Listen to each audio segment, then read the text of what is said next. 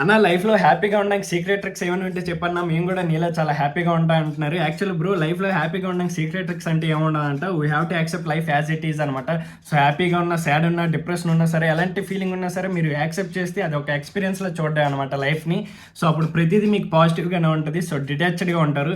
And next thing spiritual వేలో చెప్తాను అనమాట. లైక్ మన హ్యాపీనెస్ అన్ని అవుట్వర్డ్ చూస్తాం అనమాట, బట్ హ్యాపీనెస్ అనేది ఇన్వర్డ్ మనలో ఉంటుంది.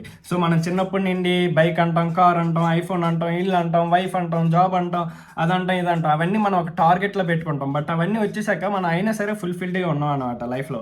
ఎందుకంటే మనం ఆ ప్రాసెస్ని లవ్ చేస్తాం. మనకు ఆ వచ్చే థింగ్ వచ్చాక అక్కడ మళ్ళీ అదంతా ఎంటీ అనమాట. మళ్ళీ ఇంకో టార్గెట్ పెట్టుకుంటాం, ఇంకోటి చేస్తుంటాం. సో అలా మనం అవుట్వర్డ్ ఎన్ని చూసినా సరే మనం ఫుల్ఫిల్డ్గా ఉన్నాం అనమాట.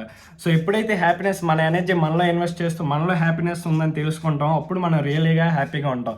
లైక్ మనం మాట్లాడేటప్పుడు హ్యాపీ ఉంటాం, నడిచేటప్పుడు హ్యాపీగా ఉంటాం, ప్రతిదీ హ్యాపీనెస్ అనమాట మనం చేసేటప్పుడు. ఓకే, సో ఇది కొంచెం స్పిరిచువల్ వేలో చెప్తున్నా. అండ్ సింపుల్గా ఉండాలనుకుంటే ఏం ఉండదు, మీరు సోషల్ మీడియా పూర్తిగా కట్ చేసేయండి. తమిళనాడులో సీఎం ఎవడయ్యాడు, పిఎం మోడీ అన్నం తిన్నాడా లేదా, ఇవన్నీ వేస్ట్ ఆఫ్ టాపిక్స్ అనమాట, అవుట్ ఆఫ్ లెవెల్ అనమాట. సో మనకి మన చుట్టూ ఉన్న సరౌండింగ్స్ పట్టించుకొని వాళ్ళతో కొంచెం హ్యాపీగా మాట్లాడుతూ, వీలైతే పాజిటివ్గా, లేకపోతే ఇవేం వద్దనుకుంటే ప్రశాంతంగా పీస్ఫుల్గా ఎంతో కొంత మనీ ఎర్న్ చేసుకొని మన లైఫ్ మనం చూసుకుంటే చాలా సింపుల్గా హ్యాపీగా ఉంటాం.